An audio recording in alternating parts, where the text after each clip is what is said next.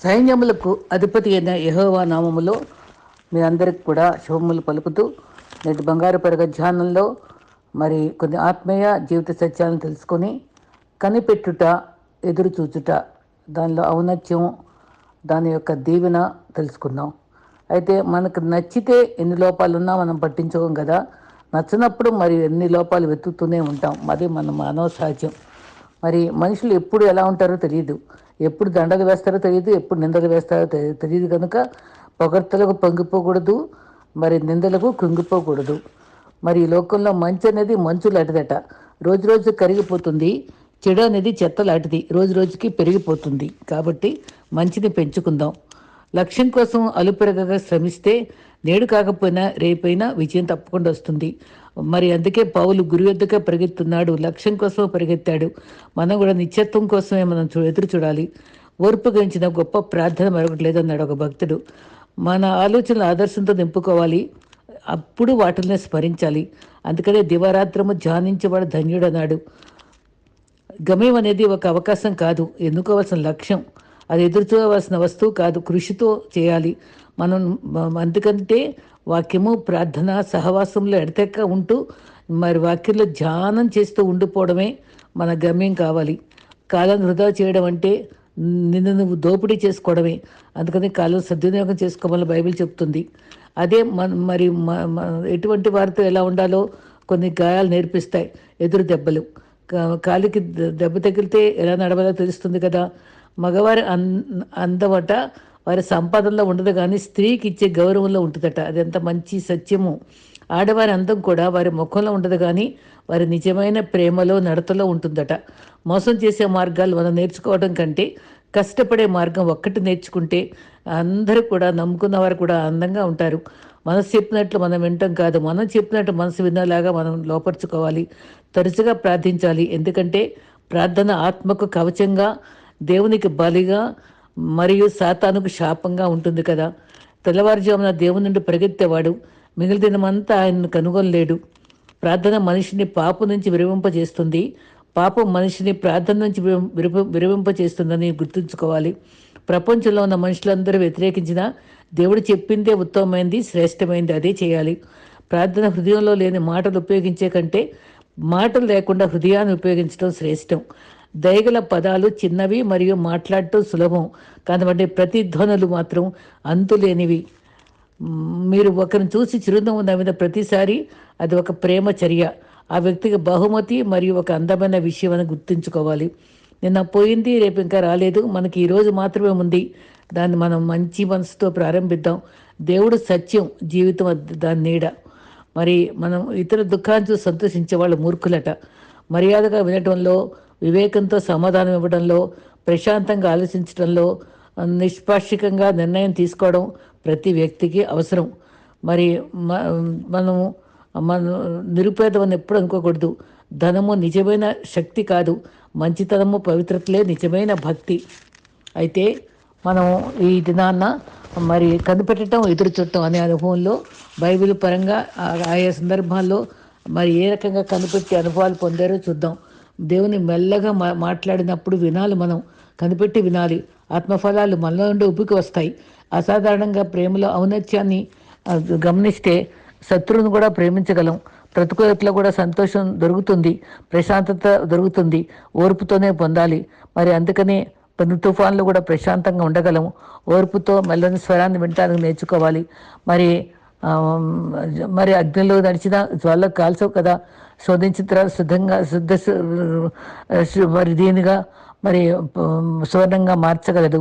మరి బలవంతులుగా మనం ఉండగలము.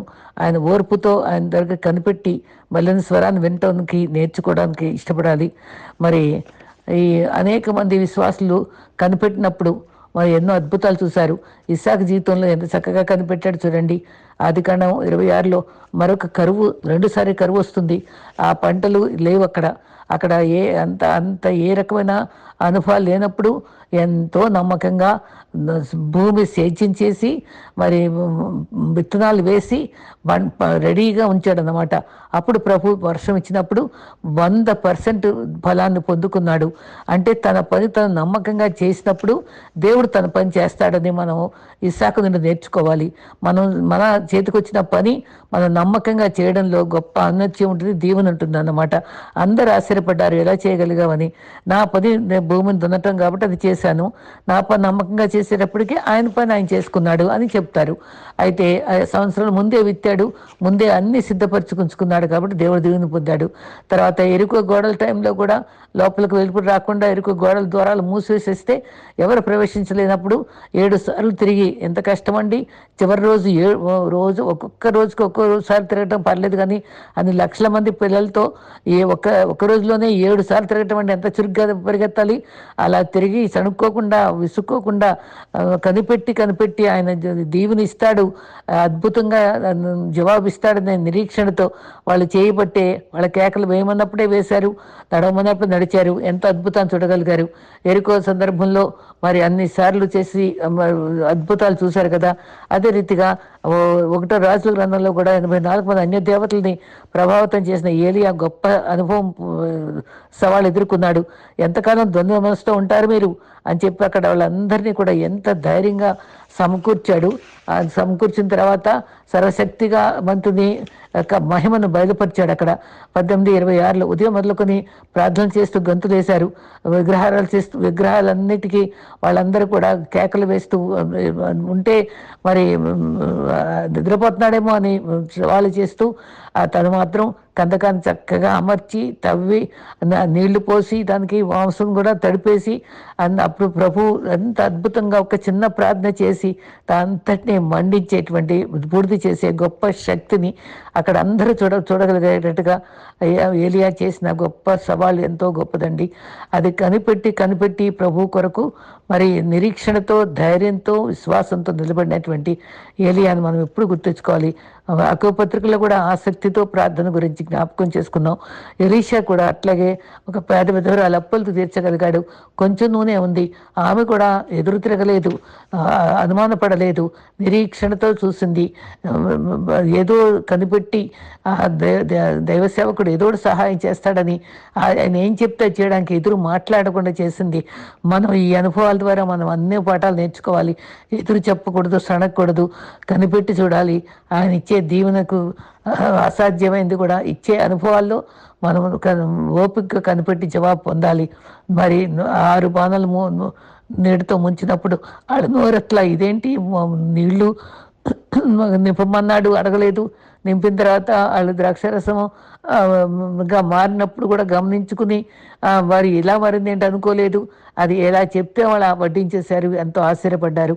అంత ఓర్పుతో, సహనంతో వాళ్ళ సిద్ధపాటులో, అందుబాటులో ఉండే బాణాలు నింపటం అది ఎంతో ఆశ్చర్యకరం. అదేగా మన పని, దేవుడు మనకి ఏం పని ఇచ్చాడో అది నమ్మకంగా తల ఉంచుకొని చేయడంలోనే అద్భుతాలు చూస్తామని ఈ విషయాలన్నీ కనిపెట్టుకొని చూస్తాం.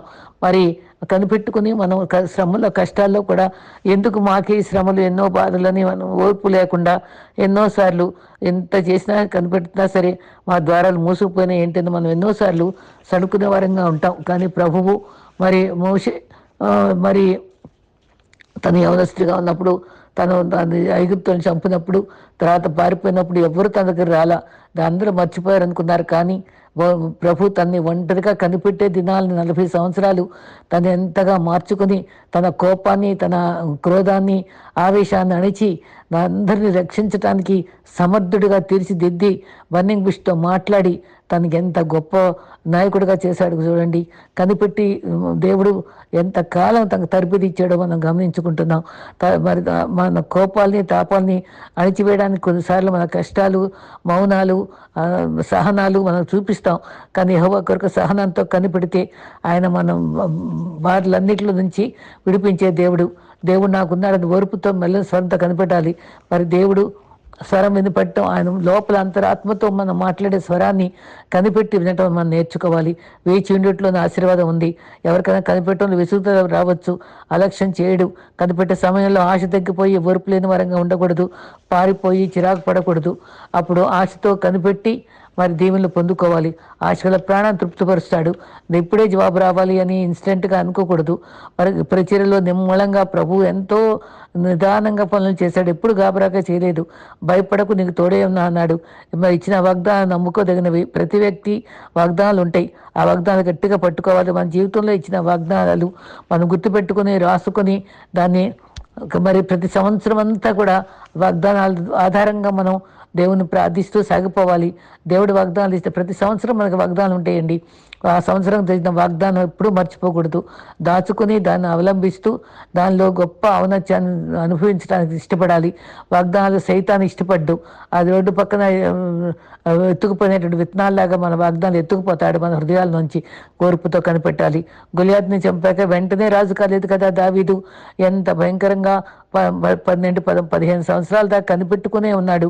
దావీదు గొర్రెలు కాచుకుంటున్నా తెలుసుకునే అప్పుడు ఎంతో అందగాడు, కోరుకున్నవాడు ఇతనే అని వాళ్ళందరినీ మరి సమూయేలు ప్రవక్త పిలిపించి అందరు సహోదరులు ఎదుటే అభిషేకం చేసినప్పటికీ వెంటనే రాజయ్యాడా.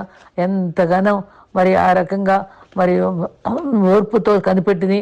మరి దేవుడు సహనంతో ఉన్నాడు, ఎంతో దయ చూపించాడు. మంచి గొప్ప మనసు, యోనాతానుతో కలిసి జీవించి తనతో మంచి మేలు పొందాడు. ఎన్నో రీతిలుగా తన సహచరులను ప్రేమించాడు. అందరికీ సహకారిగా ఉన్నాడు. అయితే ఒక చిన్న బాబట షాప్కి వెళ్ళినప్పుడు అక్కడ స్వీట్స్ అన్నీ ఉంటే స్వీట్స్ కావాలని అడిగాడట. అరే తీసుకోరా, కొనుక్కోరా అని చెప్పి అక్కడికి వెళ్ళి అక్కడ షాప్ దగ్గర నుంచుంటే నీవే ఇయ్యి అన్నాడంట. అంతలోకి ఆ షాప్ నుండి అది ఏంటి బాబు ఎప్పుడు వస్తావు కదా షాప్కి రా, నేను చెప్పాన్ని తీసుకో అంటే తీసుకోవట్లేదంట, ఏడుస్తున్నాడంట. అప్పుడు కాసేపు అయిన తర్వాత వెంటనే షాప్ ఓనరు దాంట్లో దాని బాక్స్లో చేయబెట్టి చేతి నిండా స్వీట్స్ తీసుకుని ఇచ్చాడట. తర్వాత దారిలో వచ్చేటప్పుడు ఏంట్రా నువ్వు తీసుకోకుండా ఆయన ఇచ్చేదాకా కనిపెట్టావంటే, నేను తీసుకుంటే కొంచెమే తీసుకుంటాను కదమ్మా, ఆయన ఇస్తే ఎక్కువ ఇస్తాడు కదా అన్నారంట. చూసారా ఆ చిన్న వయసులోనే ఎంత మంచి ఆలోచన వచ్చిందో. ప్రభు ఇస్తే మనకు గొప్పదే ఇస్తాడండి. మనకి ఓర్పుతో మనం కనిపెట్టడమే అవసరం. చాలా చక్కటి వాక్యం ఏంటంటే ఈరోజు వాక్యం కీర్తన 41:5 యెహోవా కొరకు సహనముతో కనిపెట్టన్నాకు చెవియొగి నా మొర ఆలకించె నాశనకరమగు గుంటలో నుండి చికటగల దొంగ ఊపి నుండి నన్బరకే పైకెత్తే నా పాదములను బండపై నిలిపి నా అడుగులను స్థిరపరచేను. తర్వాత ఎంత చక్కటి మాట ఉండండి. కొత్త గీతము నా నోట ఉంచెను. యెహోవా కొరకు సహనంతో కనిపెడితే మరి ఆయన నా పాదాలు స్థిరపరుస్తాడు, అడుగులు స్థిరపరుస్తాడు. మరి మరి నాశనకరమైన గుంటలోంచి పైకి తీసుకొస్తాడు. ఎప్పుడు ఆయన కొరకు సహనముతో కనిపెట్టాలి. ఇది థీమ్ వర్డ్ మనకి యెహోవా కొరకు. ఇది ఈ వాక్యం గుర్తుంటే చాలు. యెహోవా కొరకు సహనంతో కనిపెడితే మన దేవుడు మనం మొరలు ఆలకించి చిరకాలం నుంచి ఆశీర్వాదం మనకి ఇస్తాడు. పెద్ద భవనం కావాలంటే మనకు బోల్డ్ టైం పడుద్ది, చిన్న ఇల్లు త్వరగా కట్టేయచ్చు. కాబట్టి ఆయన చిత్తం నెరవేరాలంటే మనకి టైం పడుతుంది. ఏదైనా సరే గొప్ప దీవెనలు కావాలంటే కొంత ఓర్చుకోవాలి, యెహోవాను నమ్ముకుంచాలి. మన కార్యగతులు ఆయన వశంలో ఉన్నాయి. సరే వరిష్టమైన చేతి కింద దీన మనసుకులై ఉండడు అన్నాడు. తగిన కాలం ఉంది ఆయన హెచ్చించాడు. తగిన కాలం హెచ్చించే టైం మనం కనిపెట్టుకొని చూసుకోవాలి. ఆయన అందరూ లక్ష్య పెట్టేవాడు. ఆయన నమ్ముకున్న వాళ్ళు ధన్యులు కాబట్టి ఆయన వైపు చూడాలి. దావీదు కుమారుడా నన్ను కరుణించుని కేకలేస్తే ఆగిపోయాడు కదా, ఆయన ఆగిపోయాడు. ఎంతో కనిపెట్టుకున్నాడు. దేవుడు ఎప్పుడు వస్తాడా క్రీస్తుని కేకలేయాలి, ఈ శిష్యులందరూ ఆటంకపరిచిన అక్కర్లేదు, పర్వాలేదు నాకు అరుస్తా అంతే అని చక్కగా అరిచాడు. దావీదు కుమారుడా, నిజంగా ఆ గుడ్డివాడికి దావీదు కుమారుడు ఎడ తెలిసిందో మాట వింటూ వల్ల విశ్వాసం కలుగుద్దండి. ఎంత చక్కగా వినగలిగాడు. దావీదు కుమారుడు రక్షిస్తాడని నమ్మాడు, కనిపెట్టాడు, పొందుకున్నాడు. మనకు ఆశ ఉంటే నెరవేర్చే దేవుడే ఉన్నాడు. ఆశ గల ప్రాణాన్ని తృప్తిపరిచే దేవుడు మనల్ని అన్నింటిలో కార్యాలు సిద్ధపరుస్తాడు. మోషే బలశూరుడుగా సకల విద్యావంతుడు, మరి కురత్వం పోవడానికి దేవుడు సిద్ధపరుచుకున్నాడని చెప్పుకున్నాం కదా. తర్వాత బ్యాటిన్ అనుభవంలో కూడా ఫ్యామిలీలో ముగ్గురిని ప్రేమించి అన్నాడు యోహాను 11లో. ఆయన ప్రేమించేసరికి ఆలస్యం చేశాడు. ఎదురు చూస్తానే ఉన్నారు వీళ్ళు పాపం. ఫ్యామిలీ కనిపెడుతూనే ఉన్నారు. సమాధికి 4 రోజులు అయిపోయింది. ఒక చక్కటి మాట అంటారు ప్రభు, ఏంటంటే ఇది దేవుని మహిమార్థమే వచ్చింది, ఈ మరణం కోసం కాదు, మహిమార్థమే వేచి ఉండమన్నాడు. అయితే ఏ సమస్య అయినా త్వరపడతాం మనం, కనిపెట్టులు నేర్పిస్తాడు, వాళ్ళకి మంచి స్థానంలో పెడతాడు, ఆశీర్వాదం ఇస్తాడు. లాజరు మరి మరి బాగుపడిన తర్వాత, బతికిన తర్వాత, తన తర్వాత వాళ్ళు విందు చేసినప్పుడు 12 అధ్యాయంలో క్రీస్తు దగ్గర ఇంతకుముందు కూర్చున్నట్టుగా ఎప్పుడు రాయిలా, క్రీస్తు దగ్గర కూర్చున్నాడు, అక్కడ సాక్షిగా ఉన్నాడు. ఆయన చుట్టాన్ని కూడా బొళ్ళమంది వస్తారు. ఆయన హృదయం దేవునికి ఇచ్చాడు, ఆయన ద్వారం దేవుని తెరిచాడు, అక్కడ అందరు చూడటానికి వచ్చారు. తనకు కూడా గౌరవం కలిగింది, బోళ్ళు దీవెనలు పొందాడు. అందరి దగ్గర దేవుడు మహిమపరచబడ్డాడు. కనిపెట్టి చూసే అనుభవంలోనే మంచి అనుభవాలు ఉంటాయి. తర్వాత యెషయా 40:31 యెహోవా కొరకు ఎదురు చూడటం అన్నా కనిపెట్టడం ఒకటే. ఎదురు చూస్తే నూతన బలం వస్తుంది. పక్షిరాజు వలె రెక్కలు చాచి ఎగురుతారు, వలేక పరిగెత్తారు, సమస్యగా నెడిపోతారు. దేవుడు పడిపోయిన వారిని లేవనెత్తే దేవుడు, దొంగ ఊబు నుంచి లేవనెత్తే దేవుడు, బండపై అడుగు స్థిరపరిచే దేవుడు. మరి యెషయా 30:18 ఒక చక్కటి మాట ఉంది, యెహోవా దయ గలవాడు, కరుణ గలవాడు, ఆలస్యం చేసినా సరే ఆయన దీవెనలు ఇచ్చే దేవుడు. తర్వాత మీకా 7:8 కింద పడిన వారు లేవనెత్తుతాడు, అధికారులను వెలుగ్గా అంధకారంలో నుంచి వెలుగ్గా లేవనెత్తి ఎదురు చూస్తే లేపుతాడు. కింద పడిపోయినా సరే మనం లేపే దేవుడు మనకున్నాడు. ఆయన సహనంతో కనిపెట్టాలి. మరి ఒకరోజట ఒక రాజు పరుగు పందెం పెట్టాడట. అందరితో పెట్టాక 3 తేలారట. అందరూ హేమాయములుగా ఉన్నారట.